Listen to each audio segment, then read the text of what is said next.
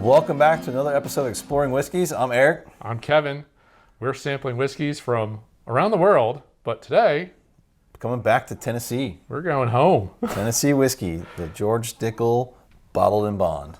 This is the second expression of the George Dickel Bottled-in-Bond. They released one in early 19. That was their very first release of the Bottled-in-Bond, and that was a 13-year-old bourbon.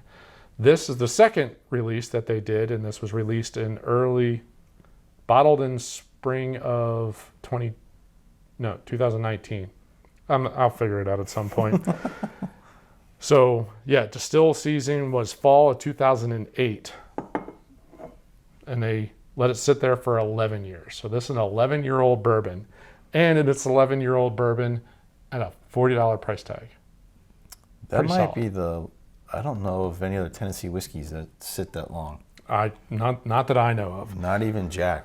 Yeah, and the fact that you're doing a bottled in bond, so you're proofing it. You're keeping the proof high. You're making sure that you're doing everything, and you're beating the 4-year minimum and doing 11 years. Yeah. That's a pretty big commitment to a taste profile. Very interesting.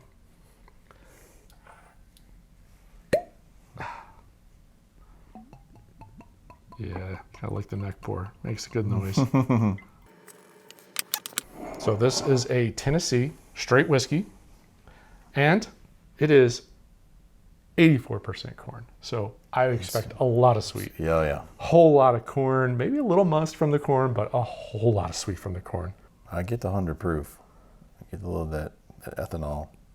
But it's not. It's not overpowering, but, Yeah. you get it. Yeah. I assume anything at 100 proof or higher, you're going to get something, but it's not wiping you out of a proof. Very nice. I mean, the smell is nice. It smells just sweet, which is exactly what I expected The off taste the corn. is very sweet, and for 100 proof, it drinks smooth. That's funny. I mean, Tennessee whiskey, so it is the exact same thing as it would qualify as a bourbon if they just didn't do that one extra step. The charcoal filter. The little charcoal filter that they do is the only thing that kind of separates them. But still, it's kind of interesting. This has got a lot more oil than like that Uncle Nearest one that had a little bit less oil after the filtering. But off the nose, all I got is sweet. Sweet, a little faint caramel. But off the taste, it is really, really sweet and really, really smooth. Especially for 100 proof. Very smooth. There's very little burn to that. I mean, you again, like you said, you can tell it's 100 proof, but it's not. Yeah. It's not blowing you out of the water No. by any mean. Taste-wise, I get a little bit of a peanut note, like a dusty nut note in there, with a lot of a sweet caramel. I don't know why I said caramel. I never say that. Caramel notes to those, and it's really that's kind of it. It's not super complex. I kind of just thought 11 years would be a whole lot of layers to it, but first pass, I'm going to say no. The longer you keep it in there, though, then you feel The heat? the heat. No, I'm just getting really, even the aftertaste, it's just really, really sweet corn. Sweet corn. Yeah. All right. Excuse me.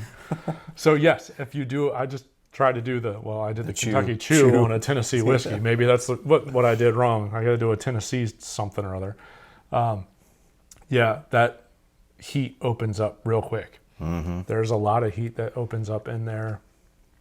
And there comes the hug. So I got a nice little hug coming off of that. Yeah, that's funny. You do that quick sip in the beginning. All I got was sweet and peanut. Do that chew and let it kind of sit there for a second. A lot more heat. A lot more. What is that? Some kind of a sweetness. Yeah, there's another sweet note, but it's not caramel. It's something else. I wonder what that is. I almost get like that sweetness of like a kettle corn. Yeah, okay. I'm there. Okay, that's exactly. I couldn't place it before, Not but the I salty get what you're part, saying. but the real sweet. The super sweet corn. Yeah. Yeah. my wife really enjoys kettle corn. Same here. Mine too. But no, I think overall, I mean, I don't expect an 11-year out of a Tennessee whiskey. Yeah, no, I think that's strange in itself. The 13 and then the 11-year. I mean, I get that out of the Kentucky bourbons, but and the fact that they source. I mean, they're the source for a lot of. There's a lot of people that source from Uncle Nearest. Is the rumor maybe, but they actually do a lot of sourcing of what they're distilling. So the fact that they're able to hold on to these bottles or these barrels and get to an 11-year-old bourbon that they bottled themselves, very nice. Yeah, it's an interesting tour. I've done it.